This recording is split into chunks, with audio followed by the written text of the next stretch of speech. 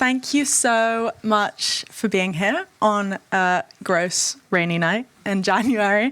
And thank you so much to Georgina and the 22 for letting us host this amazing talk here. I will briefly introduce our amazing speakers and run through the schedule. I'm so excited to introduce you to Natasha Silverbell in the middle, the founder and CEO of Silverbell Global, a recovery consultancy that I have the privilege of working with. Natasha and our many teams work with clients and families every day struggling with all kinds of things, namely substance use, addiction, eating disorders, relationship struggles, divorce, family systems, all the things basically. And Natasha's a pioneer in the recovery world, a speaker, a thought leader, an expert on recovery, and has flown over from New York to be with us and share her wisdom as an expert, but also as a sober woman, a mother, and a person with lived experience. Dr. Adrienne Loth, over there, is a world-leading psychotherapist and clinical sexologist. Adrienne and Natasha have worked with clients together for many years, and Adrienne now runs her practice from Paris. She has a PhD in clinical sexology, is a sex therapist, a clinical sexologist, licensed marriage and family therapist, certified sex therapist, and clinical supervisor, and is certified personality disorder treatment provider, trained in DBT, and many other things, so she knows some stuff. And then obviously last by no means least, Jean Campbell, the amazing host of I'm Fine, advocate, supermodel, who will guide us through the next couple of hours. So, thank you, Evie. I want to start by saying thank you both so much, and thank you everyone for coming this evening.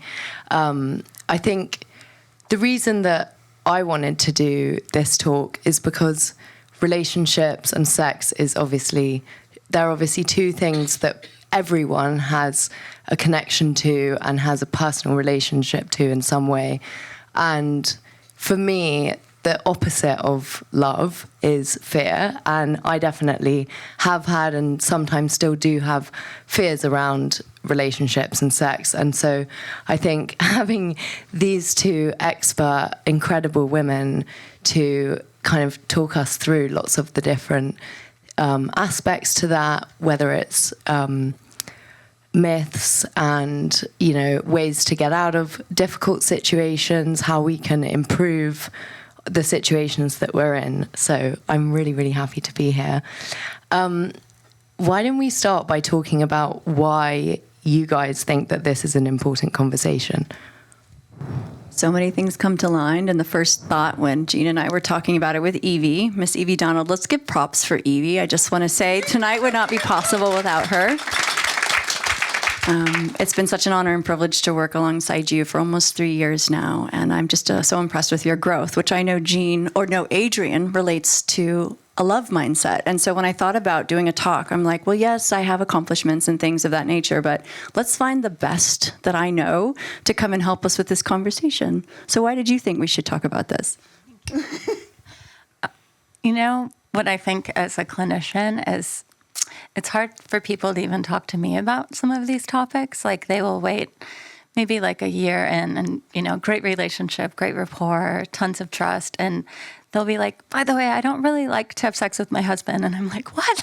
Like, why don't we, you're going to be like, what do you mean? Why don't we talk about this like any time along the way? And they feel shy, or they feel embarrassed, or they feel shame. And that to me says like, you're paid, confidential person that you're very attached to and very connected to.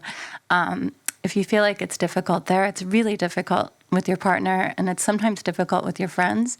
I think societal expectations, things make us think that there's these fantastical, like, passionate forever marriages. We're never in fights. And people will say, like, oh, we have sex every day, don't you? Or, these things happen. And one of those events can happen to someone, and they'll kind of shut down about these topics, like, indefinitely. So I think even a night like tonight starts people having a dialogue, like, let's get together and have, like, sex and relationship talk once a month. Or you go home to your partner and say, like, hey, I realized I don't ask for what I want or need. Like, isn't that weird? So I think, like, just getting this going, it's like this momentum and this energy that then can carry into the world. Yeah. What are the things that you think kind of stop people from being able to talk about sex or aspects of their relationships, or, you know, not being in a relationship, and how that is? Well, before we go there, because I don't want to lose that thought, you have the most thoughtful questions. You'll see a little pouch on your chairs. And one of the things with Silverbell Globo is that we like to push the envelope in a very elegant, mindful, thoughtful, and importantly, safe way. And I hope Dr. Loft will talk a lot about safety in conversation, safety in intimacy. And so with the little elephant, you'll say, please let me out. And a lot of times people will take this elephant into their personal relationships or business relationships, or mothers and daughters, sisters and brothers, husbands and wives, partners of any kind. We'll take this and have a really mindful conversation. So maybe that's a great way to segue into Jean's thought. Things that get barriers. I think culture is huge. I think unrealistic expectations from, you know, what people share on the outside, you know, the highlight reel of social media, or what people want to present when they get together with friends, like, everything's great, like, I'm so glad I did this, you know. I think that shame, feeling different than other people, being like, maybe I don't really enjoy sex, or this kind of sex, or the person I'm with, or, you know, this kind of intimacy, and they don't even know where to start talking about that. I think that past trauma, or family of origin things, like if you've had a family that made it very shameful to like discuss things like pleasure or sex lives at all. I know mine did. It's like it doesn't feel very normal, or it doesn't come out very naturally. So I think what's around you can impact it a lot, but I also think what's inside you can impact it a lot if you feel like you've been hurt or something changed in you. Again, these things may happen one time, and for 20 years you might carry this kind of wall, like we talked about, where you just don't go there. Thank you. When it comes to feeling like we should be in a relationship, or I must be in a relationship, or why am I not in a relationship? What is, in your experience, what's the kind of number one reason that people feel that they want to be in a relationship? In a healthy way, companionship, partnership's awesome. Like having a actual partner that's like your biggest fan and on your team and can meet your needs and you can connect with in the most deep, profound way. In an unhealthier way, I think fantasy, fantasy pedestal, like fantasy that this person might pluck me out of all the things I don't really want to deal with or handle, like maybe financial insecurity, loneliness, not knowing who we are, having a community. These things can be things where we'll create lots of ideas about people to have them magically take us out of those issues and fix them for us in our mind. It doesn't work. Spoiler alert. That's why I'm here. I can share with you all my past relationships that didn't work. I'm a great example of the lived experience. That's what I offer tonight. Thanks. Natasha, it would be great to hear your perspective and experience, if you feel comfortable, on what a healthy relationship is and what a healthy relationship is not. Well, I'd like to say everything that comes out of my mouth that sounds really smart and wise comes from someone else, and from all of my mistrials. I'm not very good at getting it right the first time, but I think one of the assets to being a good partner is learning how to own your part. Ugh, that's such a pain to say. It really sucks because I have to be honest about where I am in a relationship. So I'm actually here with my two boys. I have a 22-year-old and an almost 20-year-old, Sam and Ben, and they are not allowed here tonight. And they know that we're down here talking about sex, and I think they're going to freak out if they hear me and sex and my words come out of their mother.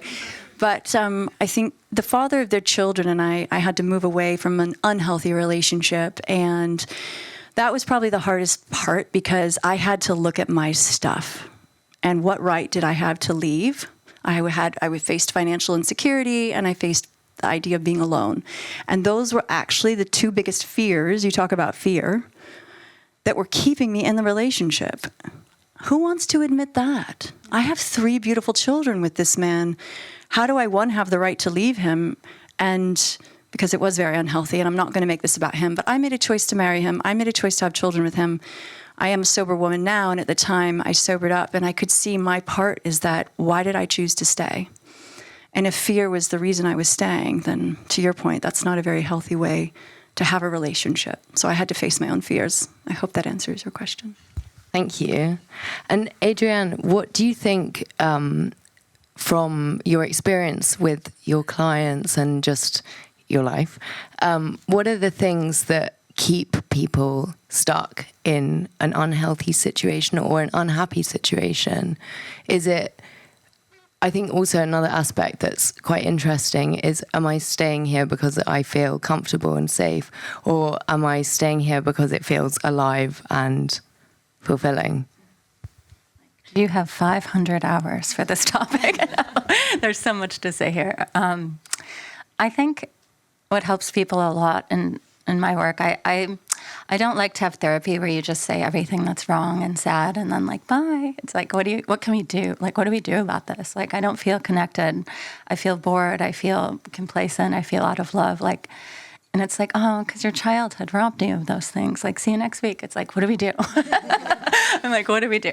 So I think when you ask that question, like, what keeps people stuck? I think that love, if you look at like the pure idea of love, there's always words like it's expansive. It like allows for growth. It's like a safe ground to like evolve, right? These kind of bigger things. And I think when you find something constricting or fear, or you're smaller or you're getting littler, it's a good way to look at what's up with that? Like, why? And the answers could be things like attachment to what's familiar. You know, maybe you're really used to a family or other partners you've had that are really unavailable, or they might be intermittently available, and you kind of like the chemistry of the up and down, in and out, dopamine hits, excitement. And there might just be a day where you like, you know, sometimes I stop thinking and ask how you feel, where you might just like feel like, I don't know if I like this roller coaster anymore. I think I feel kind of unstable, you know? Or, wow, I haven't asked for my needs to get met in like 40 years. What if I started, right? You know, so I always, when I see couples to kind of consult, should I stay or should I go? I'm always like, let's like try everything first. Like if you're already here, like let's like go for it and like totally ask for our needs to get met and like see if people can deliver and see if people can get sober or like come home from work dinners earlier or whatever is kind of going on. So I'm really into like solution focused is like route A. And route B then is like looking at like, are there things in me that are unresolved? And is that what I'm picking over and over? And that's when you can get into deeper work like trauma therapy, some time alone, journaling, meditation, and just like figuring out really what you want and what you like and what makes you tick can help relational stuff. If I may just jump in there, because for me, we had a little rap session before and a few Zooms before that. One of the hardest parts about waking up to my reality was that I didn't think I had permission to have a voice in the relationship. And then as a sober woman, like I wasn't numbing my pain anymore. And I was like, wait a second, this doesn't feel good. But I didn't really think I had the right to have a voice. I think you just said after 40 years, what right do I have? And my parents are still married, and they met when they were like, this is weird, but like 18 and 13. But they waited until my mom was 18 to get married. But that's like the Midwest of Montana. Anyways. Sorry. I just lost my train of thought. No, that's super, thank you. When it comes to you, Natasha, why do you think it was that you didn't have a voice in your relationship? Did you know that you were meant to have a voice? Adrienne, you've talked about the importance of communication. Oh, heavy sigh. Yeah, I've healed my inner trauma. There's something called internal family systems work. I've worked with a trauma therapist. I've done my internal work, but it wasn't until I had a clear mind. For me, I do have a substance abuse problem. I can't have just one drink, so that's not what tonight is about. But until I could really come to terms with no alcohol, no substances, because I don't know what moderation is, I had to then face my fears, my insecurities of not feeling good enough. And I think it's not like an aha thing, oh, you poor thing. I think a lot of us struggle with that. I don't think that's a me thing. And so the more I was able to talk about it with a trusted person, and it did take a year or two for me to be honest about it. And finally, when I was able to be honest about how I really felt about myself, I didn't have a college degree. I was a model in New York City, and that's all I was good for. What else was I good for? So I don't know if that's helpful in getting this conversation going more. No, it's great.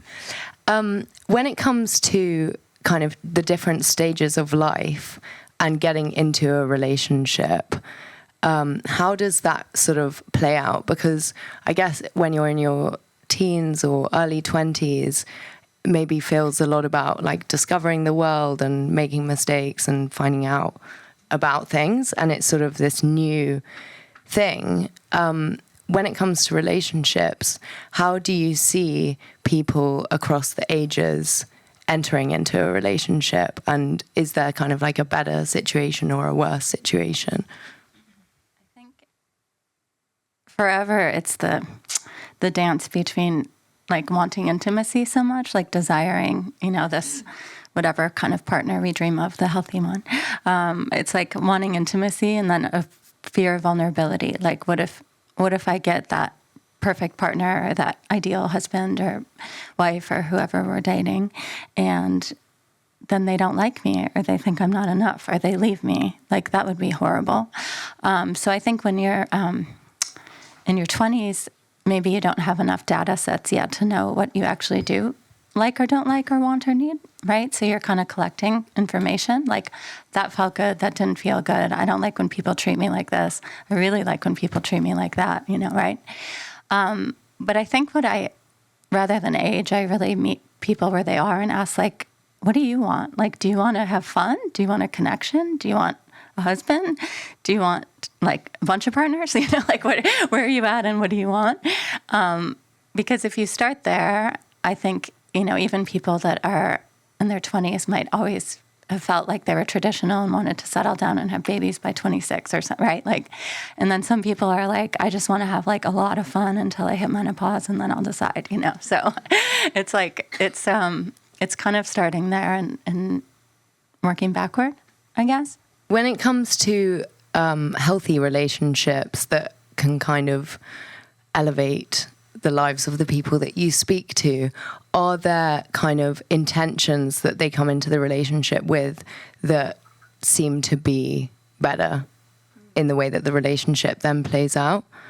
Is it about I want to find myself and learn about who I am with this person and grow? Or is there like a confirmation of who you are? Like, where does it come from? That sounds good. What you just said. That sounds nice. I think that the set of things or qualities are, it's great communication, a commitment to whatever the couple decides they're doing. Individuality versus the connection. So not losing yourself in someone else or trying to keep someone by losing yourself. Shared values or an understanding of someone else's values and empathy and acceptance for their values. And respect. I think respect is a big one of each other and what you get up to and how you live your life. Those are the first things. How does respect play out in terms of the balance between kind of having that stability and security and feeling respected and all of that versus the kind of need for passion and surprise and basically sex? I'll turn it back to you. How have you felt when you felt like people respected you, and how have you felt when you felt like people did not respect you either? Yeah, Jean. Like, how did that feel?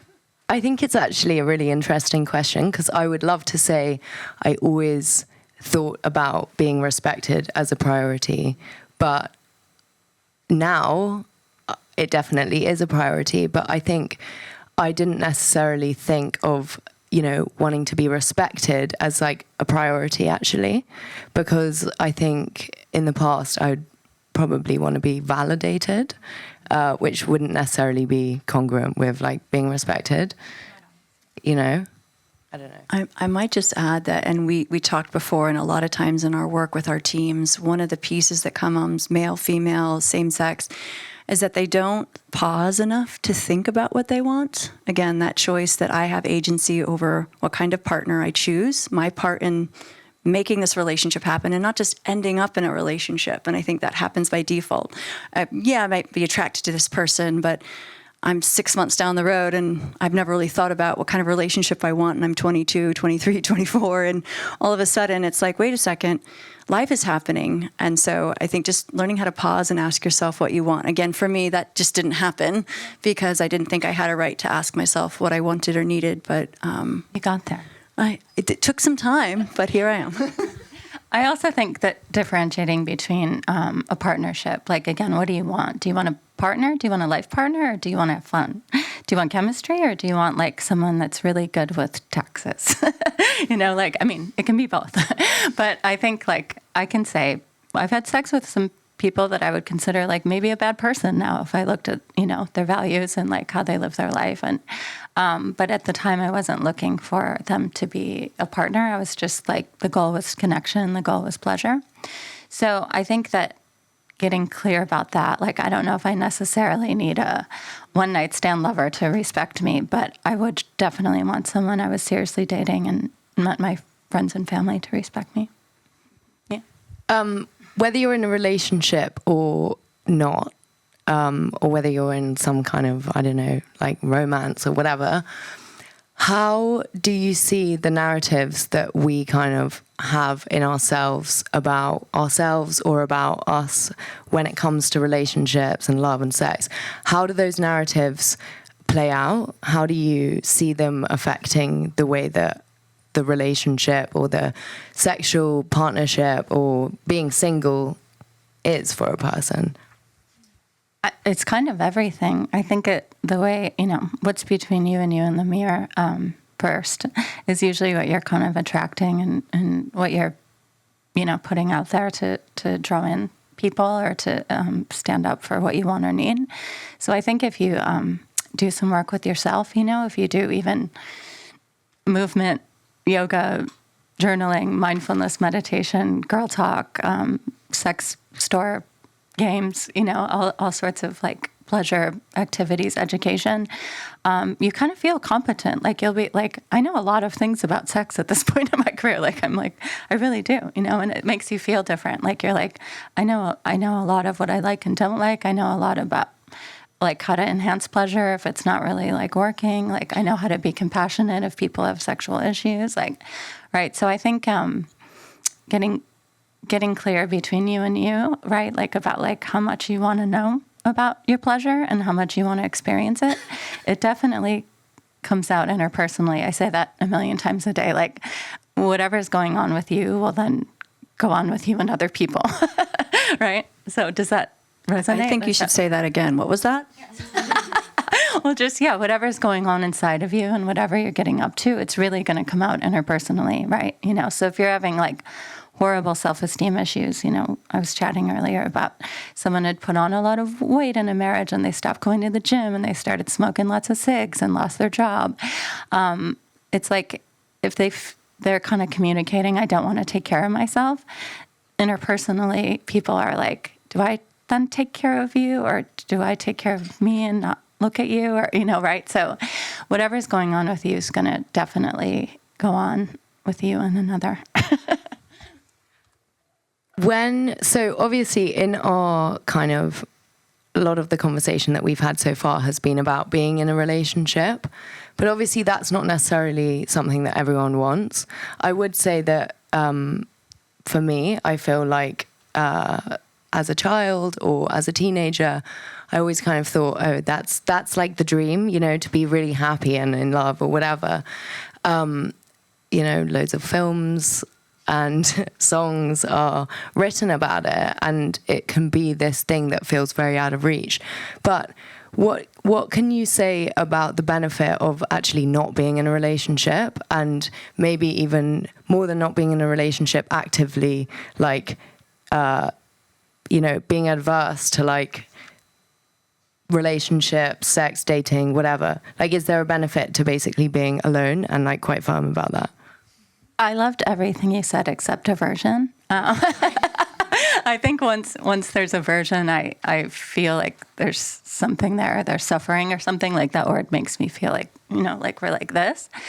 But every other part, I think it's awesome. I think there are periods in my life and my clients' lives and people that I admire and experts that, that time to, like, you've both had these periods we've discussed, to really like have the luxury, I say, to find yourself, to like really choose who you want to talk to, what you get up to, what food you eat, what you watch, like what you read, what you consume, how you experience pleasure without anything interpersonal. Like it's, it can be a game changer.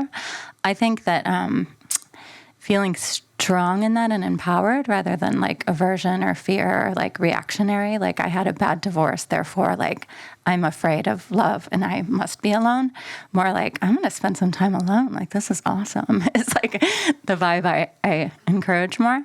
But I think there's a lot of depth and richness if it's the life you choose. Again, if you're longing for a partner and to have children or something and it's not happening, it's not good to fake it and say, I love this. But if it's something you're choosing and leaning into, I think it's like can be such a profound, exciting, cool time for all men, women, everybody I work with. So how do you feel about Natasha? No, I mean, I'm in a season right now where I'm at an age where I really like being alone, and it's not in an isolation way. It's in more of in a solace way where you were talking about, what do I like? How do I like to move in my house? I like hanging out with my animals. I like choosing who I'm going to talk to. I don't pick up every phone call anymore. I get to have agency and not feel like have to respond. It is a choice.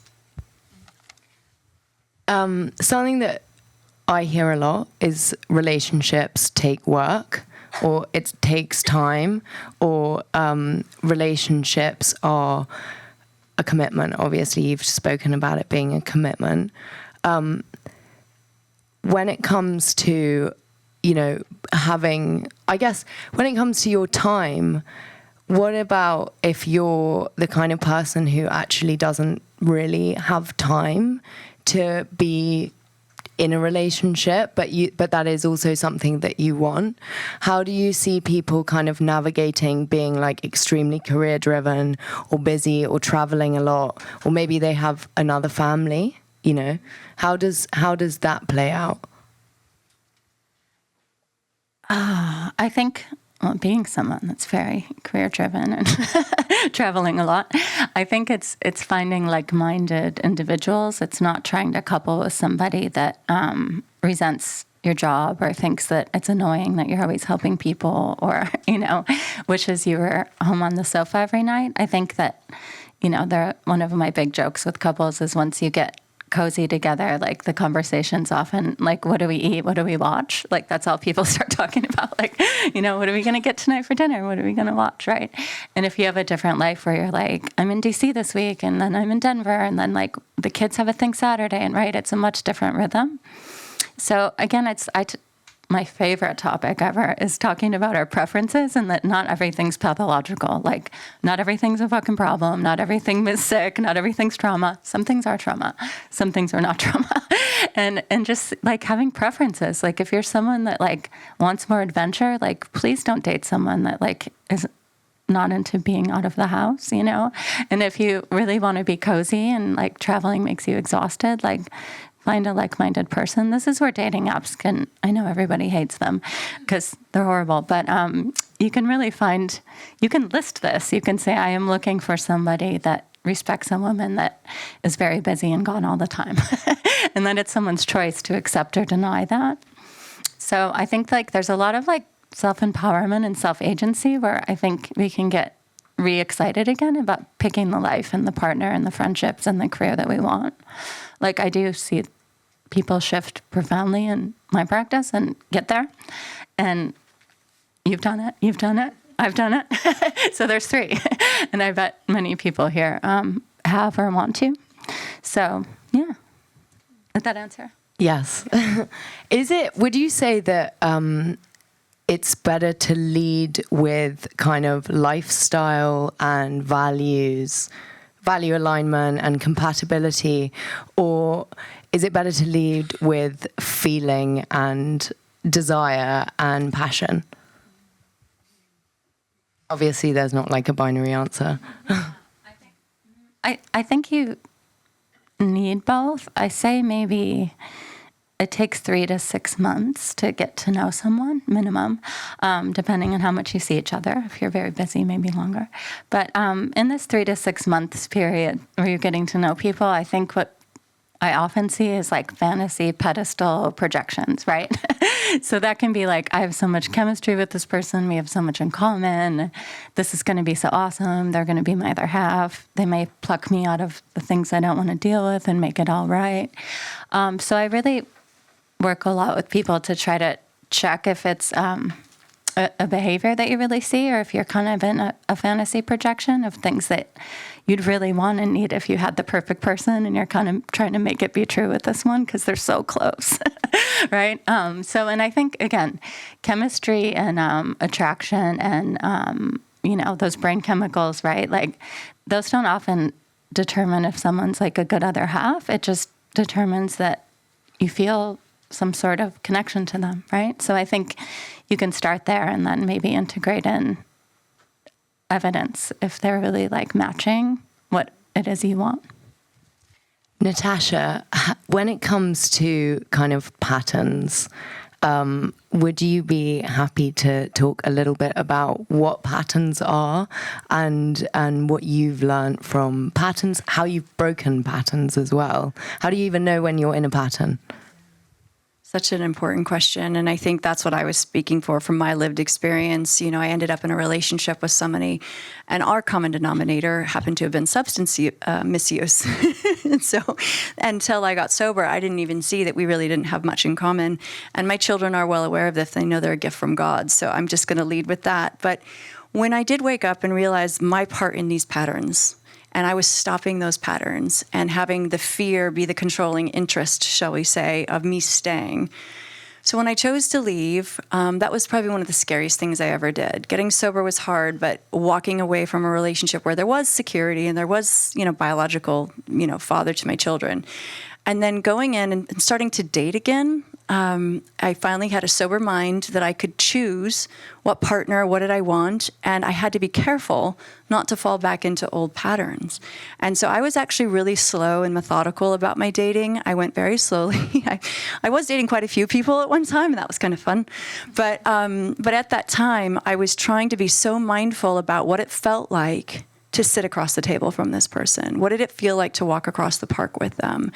And then I would pay attention to how often would they text me? Or if they weren't texting me, what anxiety was creeping up? We talk about the power of that text and what dopamine hit that is. And I was this really great guy I was dating at the time and this big life, but he wasn't texting me the way in which I wanted to be respected and what our dating pattern was starting to show. So I decided to pause things. And that was an empowering moment for me because on paper and all these other things, I was like, oh, he's a duh choice, of course. But I wasn't willing to put up with that. And it was because I had suffered so much in a past relationship. And you talked about getting really small. In the past relationship, I didn't have agency. I didn't have a voice. I didn't think I had the right to have a voice. And I didn't have a partner who lifted me up. And that was something I was really looking for. What was it like kind of starting to date or be open to people again when you already had built a life for yourself, you had children? What was it like kind of entering the scene? This is about 15 years ago at the time. And I had a sober mind, which to me was such a novel idea because, I had really been from like 17 onward. I hadn't really given myself the agency to have choice of what partner I chose to be with. I would just end up with somebody. And so for the idea that I could actually choose, I felt so reassuring to me. And I didn't have to go home with somebody, or I didn't have to call them the next day, if I didn't want to, or just having that agency of choice was very healing. I don't know if that... You give exercises like that probably in your practice. Yeah, absolutely. I think, that that pull, the pattern, the repeating rhymes, the like, why do I always end up with like X kind of guy? It is powerful. Like, I mean, that stuff can like take people down. It's taken me down. It's taken you, you know. But I think that, you know, patterns, right? Like I like to really get out of judgment. Like judgment and shame really shut down the brain's learning centers. It's proven. So the antidote to shame is self-compassion, right? So if you tend to keep picking like, you know, dudes that party too hard or women that are emotionally unavailable or people that remind you of your dad or people that are cold like your mom, or, right? Instead of being like, why am I like this? It's so good to be like, what about this feels so familiar? And what about this do I keep like chasing, you know, like what about this? And I think, you know, someone for me growing up in total chaos, I think, fun fact, Playboy bunny mom, drug trafficker dad. So my patterns were like adventure, like hot, sexy people, more adventure, right? Like I had no concept of like mundane or chill or normal or like not fast lane, I guess, forever. So when I had mundane, I can't tell you how many times my therapist will be like, Adrienne, you really struggle with the mundane. Like, I know, right? So, but you see my attitude about it, like my compassion, and I joke and I'm like, oh man, I'm doing this again. It's a loving, kind way to look at like maybe some of the bullshit that formed the roads in our brain, and then like gently trying to make new ones where it's like, as an adult woman now, like, you know, adventure and superficial looks and all those things I was trained to value don't really work for me. So it's like finding different roads and building new roads in my brain where I'm like, oh, the mundane can be awesome with like an awesome person, and like the mundane can be like wonderful. You know what I want to add to that too, though, because I was such a black and white. I live in gray. I'm very open now.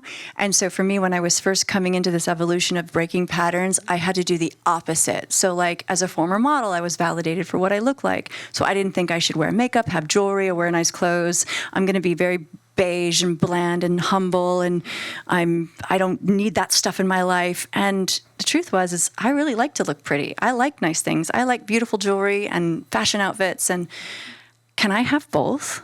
You know, and just knowing that I have the right to have both the mundane, the special, the fancy, but the motives behind it actually are for me. I know that may sound like a cliche, but I get dressed for me in the morning. The jewelry I buy is for me.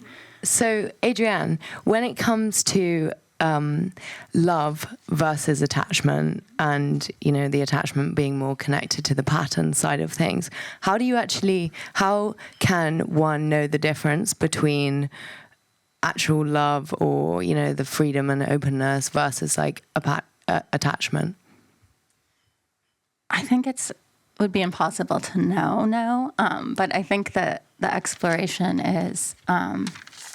You know, attachment can be, I would say, familiarity, right? Like that makes us attached to things like, I know this, it's home, like we're there. Or it can be like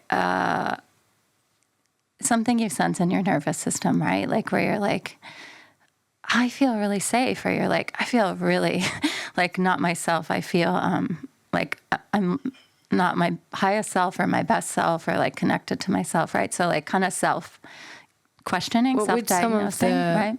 What would some of the kind of telltale signs of being like not yourself? Would that be kind of not hanging out with your friends as much, or would it be like stopping exercising, or if you were someone who exercised, or would it be like doom scrolling loads? Yeah. What are the signs? More. Keep going. Yeah.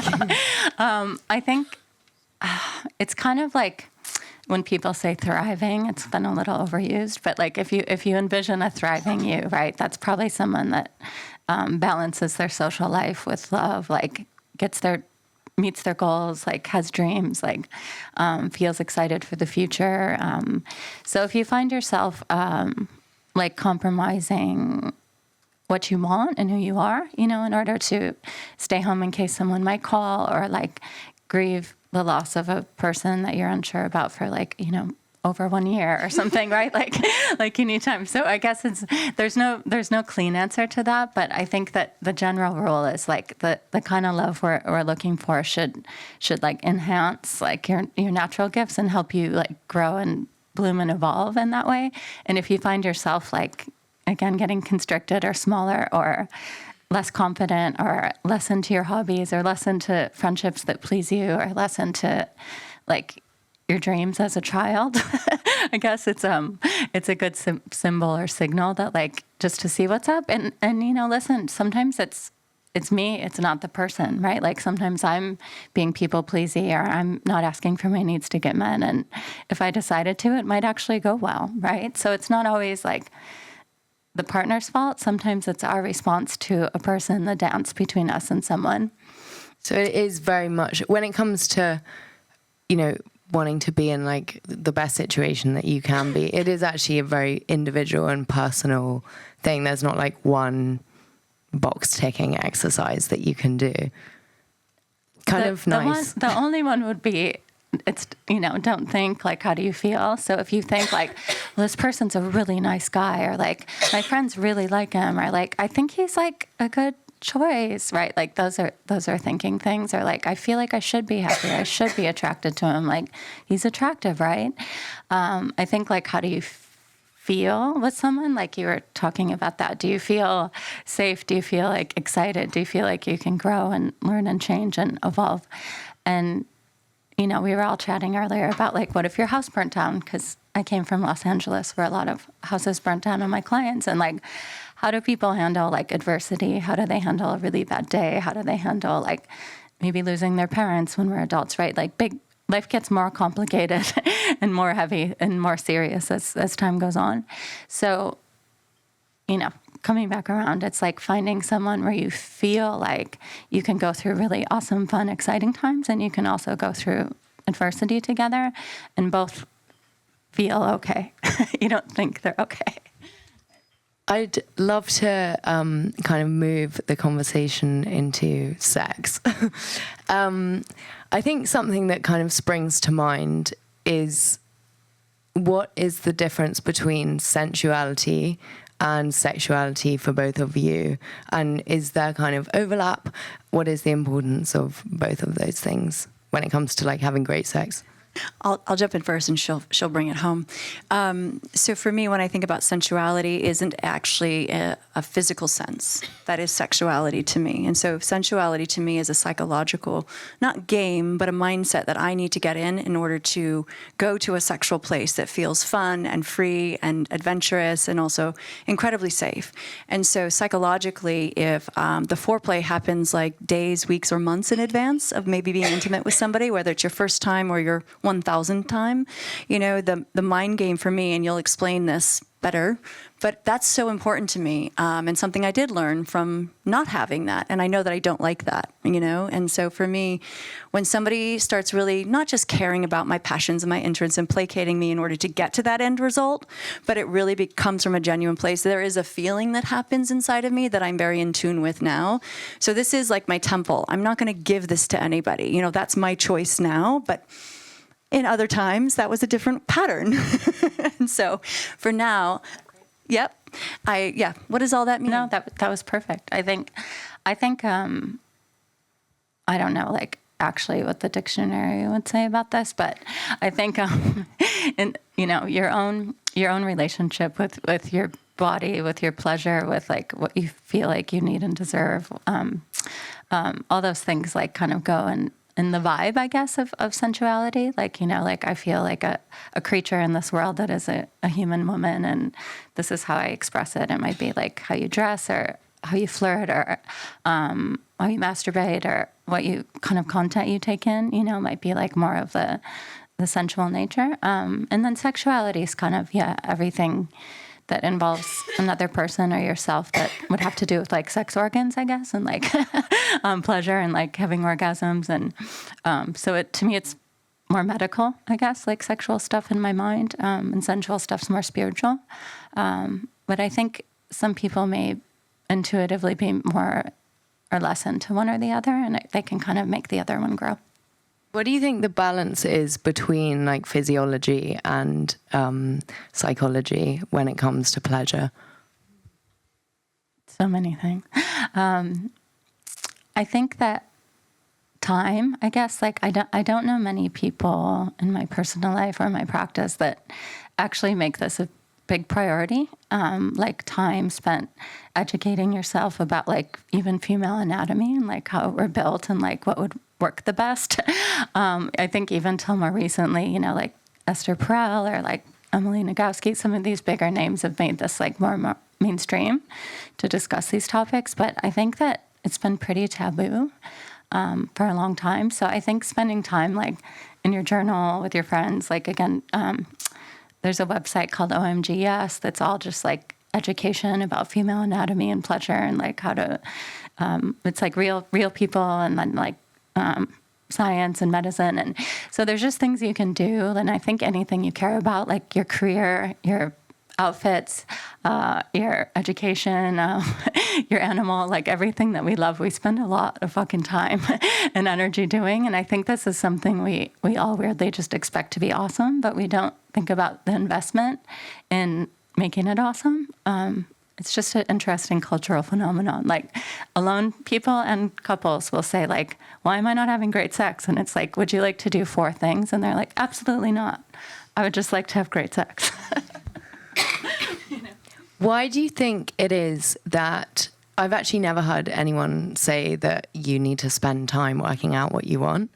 I actually, this is kind of personal, but I actually went to go and see a sex therapist ages ago. And I remember being like, you know, I'm not really like loving it or whatever. And they said to me, well, if you don't know what you want, then he's fucked. And I found that, like, literally word for word. And I remember finding that really scary, actually, because the truth is that I didn't really know about that. And I'd never, I guess, for whatever reason, no one ever really told me that. Maybe I should have worked it out. But do you see people kind of not knowing what they want? Mostly. And I say a lot, a nicer version of that. I don't love that.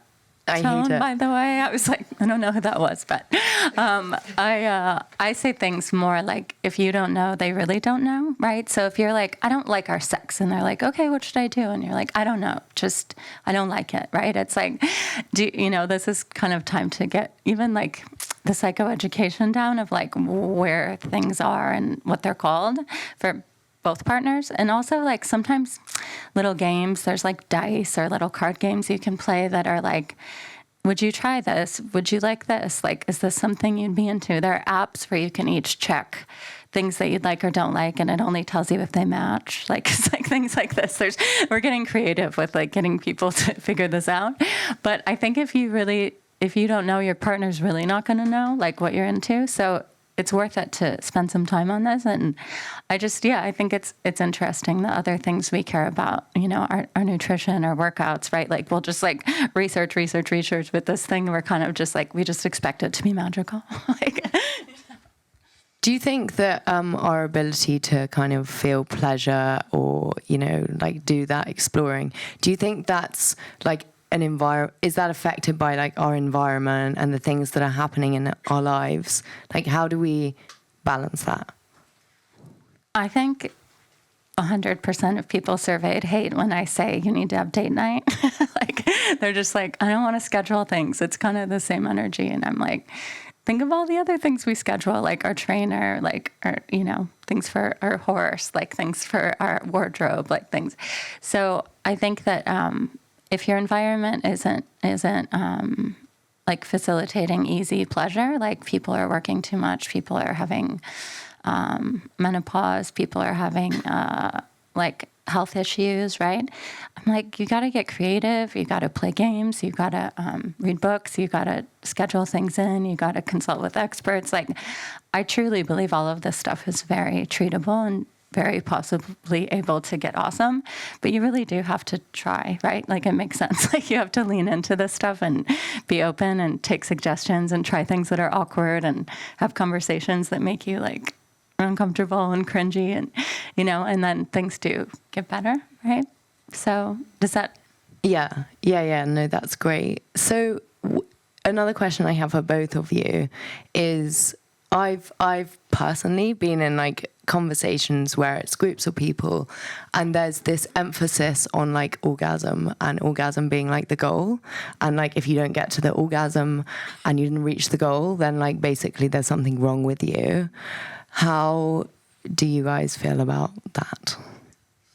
Well, for me, I mean, yeah, it's a nice goal, and it is something that I enjoy. But to me, if I just go for the orgasm, that's not satisfying for me. I need the foreplay, and that begins with the psychological mindset for me, because I know what I like, I know what I don't like. I've had a lot of trial and error, if you haven't got that drift already. And so I know what I don't want. And I think that's the misconception, is that sometimes maybe we're so focused on the goal that we're not letting go so we can enjoy the exploration of the process, which I'm sure you encourage all the time. That's often the assignment, I think, when people go to sex therapy is to practice not trying for orgasm and actually practicing trying for other goals like connection or just touching or being together. Maybe only one person gets pleasure one night and that's it, you know? So like things can vary, I guess, and like what we would assign to overcorrect something that feels off. But generally speaking, I think that of course, orgasms are awesome because it's chemicals. Like, you know, it's science that like lots of things happen to your body and your brain chemicals. So like, cool. That's like 100, but there's a million things under 100 that feel really good. And there's a million people in the world that have difficulty, especially when there's more pressure placed on that, on said orgasm. So I think that focusing on the connection and the intimacy and all the kinds of intimacy we can share and all the body parts and all the ways we can feel good, people then generally will get there, right? The goal will happen, but if you don't make that the goal, if the goal is to connect or if the goal is to touch or the goal is to have fun, yeah, I mean, I back that. One of the things, just to add to that, because having my own voice was so hard for me. So the goal for me oftentimes was to advocate for what I liked and didn't like. And that sometimes didn't have to do with the actual sensation. It was just an acknowledgement that, wait, I don't like where that's going. And to actually speak up, because that was really hard for me to say, no, please don't do that. Also people pleasing and orgasm stuff. What's that? What's people pleasing? That can be... you know, those things are very comorbid where, you know, if people are just trying to get someone to have an orgasm, they really aren't focused on their own pleasure or like really having a good time. They're just like trying to get someone to come. And they kind of lose a lot of the connection. I hear a lot of stories like that. So I almost like love when you're not going for that. I think a lot more beautiful, connected things can happen. And then weirdly, it usually happens because you're stoked, like along the way. But yeah, sometimes when I assign people like a really helpful thing, like having alternating date nights where like one Friday is just your night and you get to have whatever kind of date night you want. And sometimes like the female partner stereotypically has lower libido, couples in their 20s maybe, and they'll be like, I just want to cuddle and watch Nancy Meyers movies and have chicken wings and not be pressured that we're going to have sex later the whole night. It's like, just like, they're like, oh God, when do I have to have the sex? When do I have to have the sex? When he has to come or it's going to be a bad date night. And then the next Friday could be his date night. And it's like, you know, sexy lingerie, like bunch of orgasms, like, right. And, but you know, that's kind of what you're going into. So like, there's not this like pressure to not do that or not be present. Or so I'm kind of like, maybe have orgasms sometimes and have orgasms not sometimes and like see how that feels for everybody.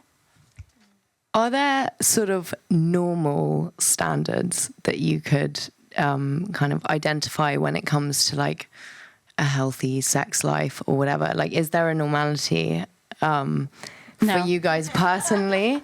Or because I've had it a lot of times where people will kind of say like, oh, do you think it's normal? Or da da da da. Is there a normal? Like, is it normal to like only want to have sex once a week and someone else wants to have sex 5 times a day? Like, what is the normal? No, I said no so fast because that's the most popular question I ever get. And it's 100 times a week. And I'm always like, no. What I say a lot in couples is like, you know, your desire to have sex once a month and your partner's desire to have sex once a day, they're actually both totally equal, wants and needs. Like, I'm like, totally normal. So how as a couple do you figure that out? Like, Do you do other stuff? Do you like do mutual masturbation? Do they like watch porn maybe? Like, you kind of figure these things out. So instead of like shaming or being like, oh my God, you're a sex addict, or like, oh my God, you have no desire, it's like, okay, let's just play with like what naturally you would guess is your rhythm and take the pressure off of you and see what unfolds. And I find that people then often meet much more in the middle. I think you hit on something really important, the shaming piece with partners. And so something that, people would say, like you said, oh my gosh, you're such a sex freak. You want it every day, or you want it 3 times a week, and I'm working so much, there's no way. Well, you just shut down any opportunity of a future conversation with that partner. So how do you backtrack that, And that's where owning your part, saying, you know what, I really didn't mean to say what I said. When I said you were a sex freak, I'm just trying to hold some space for your needs as well as mine. And so like trying to navigate, that's when professional help usually comes into play. And maybe not Googling, the best way to have a barter or like a trade. Well, if I do this, then you'll do that. That usually takes the sensuality out of it, for me at least. And what's normal like for you? Some people like to masturbate daily. Some people masturbate quarterly. The same with partner sex. Like it's like what's your vibe? Like what are you feeling like? And this will change with age, with life circumstance, with like who you're with. If you're alone, like this is a very evolving thing. That's why there's no right. I think if you feel like your needs are met and your partner's needs are met, like that's the right rhythm. And it's so different. I've not ever met one person or one couple that has the exact same program. You know what I mean? Like, what is the best way to approach a kind of awkward conversation about sex? Whether it's, someone who you've been with for a while, or whether it's someone who you're seeing in a casual way, or like, maybe a random, I don't know. Is there like a good way to have an awkward conversation?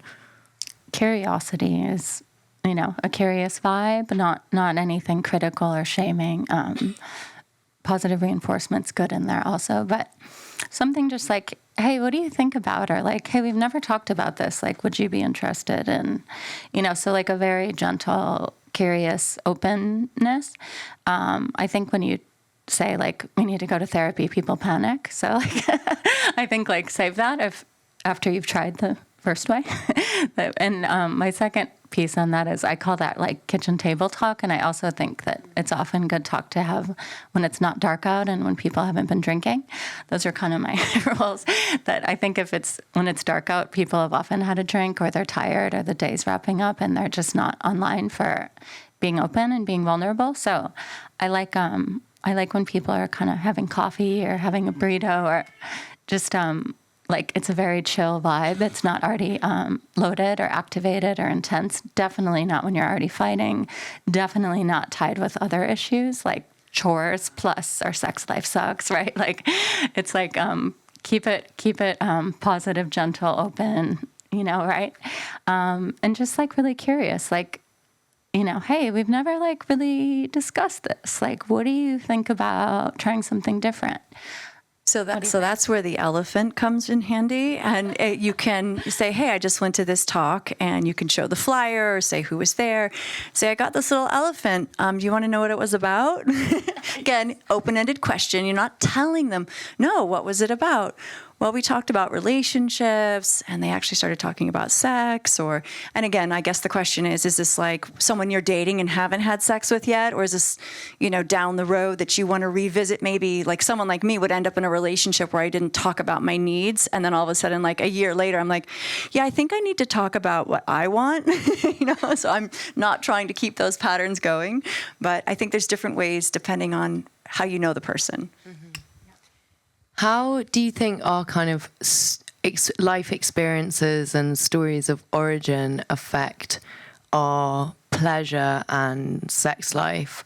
Does our kind of erotic template, does that come from our experiences, or is that more a kind of like nature thing? I mean, I'm happy to jump in on this one because I have, unfortunately, a lot of lived experience on putting myself in situations where I didn't have a lot of choice or agency, and I had a lot of sexual situations that I didn't want to have happen. And I'm not a victim, and I've worked through a lot of this, and I understand what those experiences then really, you go into the psychology of it, chemistry in my body made me either want or get really scared and really fearful. And so I really had to work through a lot of, again, finding my voice. But yeah, there was a lot of trauma in my, I'd say, 19 to 26, where I had to work through and overcome a lot of adversity in order to get to a very comfortable place where I am now.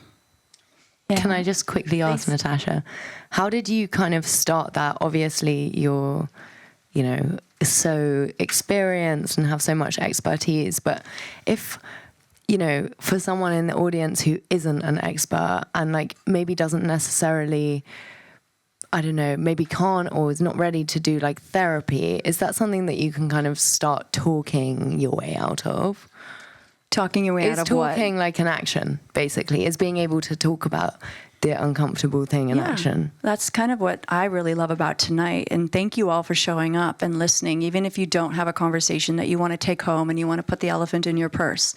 You took the elephant with you and you showed up tonight. And I think just even this act of showing up for yourself, to put yourself in a room where we're talking about things that most people aren't going to have a conversation about, is really important. If I was in your shoes and I was 20, I'm going to be 50 this year, I was 22, 23, 24, and I ended up in a room like this, I would have been like, oh my fucking God, I am not going to talk about this stuff. But I kind of like listening to it. That would be the beginning. That's this opening of grace that hopefully you can take with you, even if you're really uncomfortable and like having a lot of anxiety right now, I want to smoke a cigarette. You know, we can take a smoke break, but there's just a lot of things that happen in your body, and you can help explain what that is. But yeah, sometimes starting therapy too soon when you're not ready is very unsafe. Especially because if you end up in the wrong hands. I mean, she's amazing, but not everybody's Adrienne. And you can end up in the wrong hands, and it actually can do more trauma really to you if you're starting to have conversations that you're not ready for and your therapist isn't skilled enough to handle. But yeah, I'd say the most important piece that when I was able to address my issues is that I had a safe girlfriend, someone a little bit more senior than me, who'd have a little more lived experience than me, and I trusted them. And she was about 15 years my senior, and she could see the trauma in me, and I couldn't see it. And she was like, she took my hand one day, and she sat me down, and she said, hey, are you okay? She actually caught me in a lucid daytime moment, no intoxication happening, and she said, are you okay? And it was just so tender and so surreal, and there's like that co-regulation that was happening in a sense where I knew how genuine and sincere she was, so it felt safe.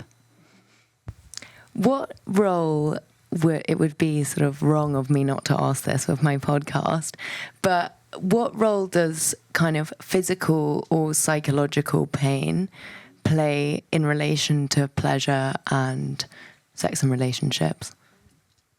That's a great question. I think so much it's in sexology school. I feel like there was about like a year of just kind of medical like pain or difficulty. So I wasn't aware until I studied it extensively, like how much this gets in the way of people's pleasure. I think pain is something like sex that people kind of shove down and don't talk about, or the shame, or they can't figure it out. So they disassociate, or right, like a lot of things we've discussed tonight. But I think that if you have an awesome partner or you're really comfortable with yourself, no matter what part of your body's hurting, or if you have a disability, or, you know, I have clients that have never had an orgasm and they don't know if they ever will, or maybe they were wounded in combat and they've never been with another person, or right. So there's always a workaround, according to me. There's always a way to feel sexual or sensual, or do other kinds of play or erotic like activity. You know, you can read smut and that can feel really good. You know, like you can, you know, there's people that have a job called a sexual surrogate that like work with sex therapists and do like actual sex acts with people, like in a really ethical way, rather than someone hiring an escort to work through things without anxiety, you know, with someone that cares and can show you what to do or how to. So I think if someone has pain, you know, in their pelvis or in their back, or, you know, that there's always like creative ways to get through anything. There's a lot of things you can do with sex and intimacy, like almost endless. So I think that pain is like acknowledging it's a thing, not having shame about it, having a cool partner, being cool with yourself to work around it, and then being creative. Yeah. How do what do you think is the best way to deal with kind of going through or entering a stage where you kind of suddenly feel sexually apathetic, or like, you know, once you were super kind of passionate and sexual and engaged in that way, and you've kind of got to a point where you're not really finding your ground? There's two kinds of desire, they say, the psychology says. And there's the desire, the natural kind you felt like when you look at someone and you're like, wow, like I want to be intimate like this. You know, I've what people say being horny, or people saying like wanting someone, longing, right? And then there's the kind that works if you start touching the parts, right? Like if you start foreplay, someone's like not really feeling it, but you start doing the things they like, and you will all of a sudden go, oh, this feels good. I remember I actually do want to do this. So then that can be a loner with a partner. So I always say don't get too obsessed if you're not having like kind of innate desire, and just like do the other one for a while. And it kind of, and the exception to that is if you have trauma and you have aversion, if someone's like bugging you to have sex and you don't feel like it and you're averse, like you're like hard no, don't force yourself to have sex and get in a disassociation. It's important. Differentiation. I just want to double down on that. So one of the patterns I would find myself defaulting into is doing things because I'm a good girlfriend or I'm a good wife, and it'll get him off my back anyways. And he'll be quiet. And so the harm that happens there is that pattern of like sacrificing myself literally and physically in a way that I don't have to deal with it now. And so that was a really unhealthy pattern I got myself into for years. And I'm grateful that I have the agency to speak up now. But there are seasons, like after being a mom with 3 kids, like there's seasons where I don't know how many moms we have in here, but you're not going to want to have sex right after you have 3 little children running around and all those things. But I think that is quote unquote normal. And so not to judge yourself too harshly, but I think also the safety piece, and it's not just for people with like significant trauma such as myself or yourself or what have you. I think for people who haven't maybe had what they call, significant trauma or what have you, sex is a really intimate, scary thing sometimes. And having clear communication, a daytime conversation, a walk in a park first can help just even give people and yourself time to say, I just had that conversation, right? So then if you do have an intimate act with them in the future, you have some agency about advocating for your needs. When it comes to, so we've talked a little bit about desire differentials. What are the kind of different things that you see coming up quite a lot? Like, are there kinks that you see, and how does one kind of breach the subject of like, maybe I'm not into that, go away, or maybe actually I really am into that, and how do I go there? I think kink is a whole other talk that we can have. It's a big talk. Another whole year, I think, of school was just that. I learned a lot. But something that's huge about sexual preferences, I say, like not most things like aren't so pathological, and they're actually just someone's preference, even if it's not for you. So what I think is so important is like not judging or shaming if somebody likes something, not saying that's weird, that's gross, that's upsetting, but more being like, what part of that do you like? Like if it's something that seems violent to you, you're like, okay, I'm not going to go all the way to like full violent, but like you would like me to be more in control on date night. Like I can do that, right? So kind of investigating again, more curiosity with something. And just like not shaming people. If you can validate someone and say like, I got it, like for you and your brain and your life, you're into that. Like, I don't totally get it, but like you and you like it. Got it, right? And then kind of go from there, and just like working with people. So if the desire differential is someone that wants to have sex twice a day and someone that wants to have sex once a month, try to not be like punishing or insecure or mean, and just say like, that's crazy, no one has sex that much, or like, that's unheard of, or you're a sex monster, or whatever. Kind of saying, like, wow, that's a big difference from like where I would be like, what are we going to do about that? And then allowing people to maybe just if you want to do like mutual masturbation, or allowing them to have their special porn time, or allowing them to like get that need met in a way that like still works for you, without compromising like what you want to need. I always like, whether it's about sex or kink or whatever, I really like asking the person, if you're in a relationship, well, here's where my needs are. Thank you for sharing with me your needs. I see we have some distance. You know, what kind of compromises are you willing to make? But not in a punitive way. Like you're saying, no shaming, no, oh, you're in trouble, or you can only do this, and not limiting yourself to, and they get to change their mind, I think. So I always like to give them space to say what their needs are, and then they get to change their mind just as much as I get to change my mind. I don't have to be locked into something I agreed to at month 9 or 9 years or what have you. And that having a non-judgmental, compassionate conversation. Yeah. And you can change your mind. That's a big take home, is when you start being with someone and you're like, oh, this is so great that you initiate sex. I'm so bad at it. So we'll have sex every day because you're so good at it. And like 6 months in, you're like, oh my God, like I take it back. Like, you know?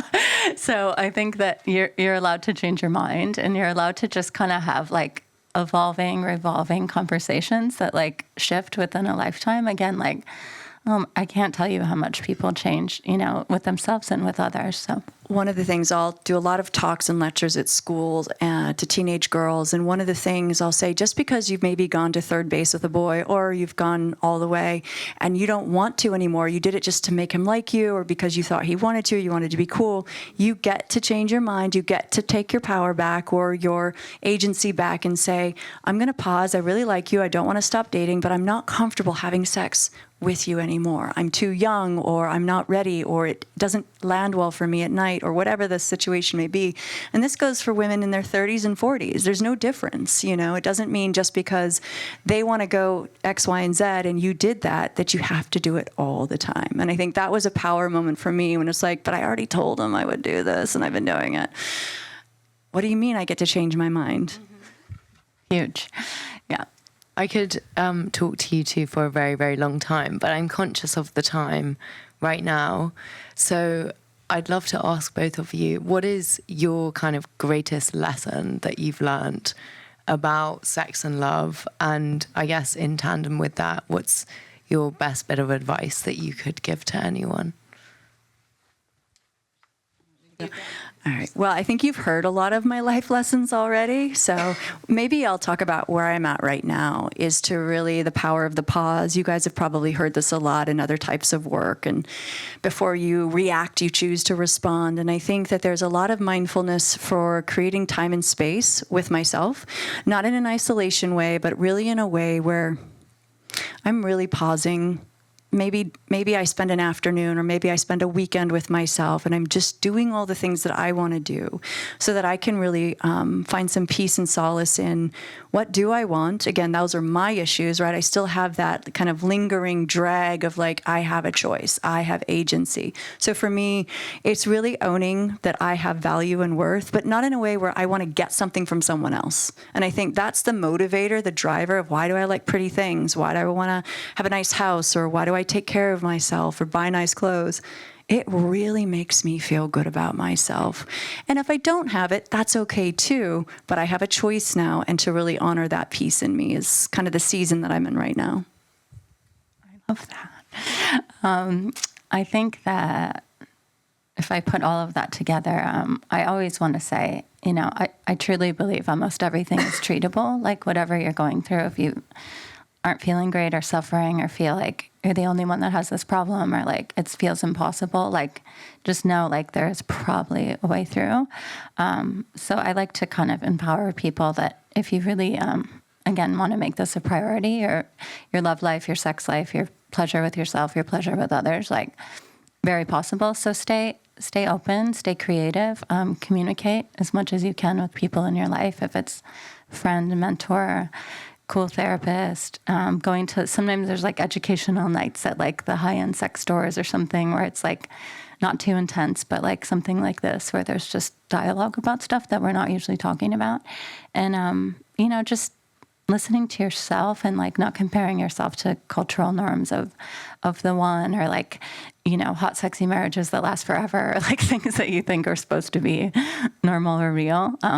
Just check in and be like, do I like this? Do I want this? Am I happy? What do I want? And that is a lifetime job. Jean, would you share with us some of the things that you've learned too? Wow.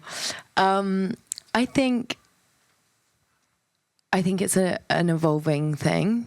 I think probably the most important thing for me would be, in just all of this, would be trying to be honest with either the person that I'm with, but primarily with myself. And, whether that's like I'm not happy, or I feel like my pain's getting in the way, or inadequate, or whatever. I think being able to be honest and being able to trust like one person who's not me has been really important and really liberating, because actually my like problems can feel very big when they're alone in my head. And actually I think no one's immune from like having fears or like worries or issues in this area. And I think that it's been really important for me to like trust in other people who can like tell me what to do. Absolutely. It's almost like saying this is so normal, like, and I can do something about it. It's kind of something I like to say a lot, right? Like, this is like something so many people go through, like, and we can probably do something to make it different. The last piece I do want to share, this is just, you've probably heard this, but it was so simple, and sometimes the best sayings is that when I say no to someone else, I'm saying yes to myself. And that was something that took me some real time to actually digest.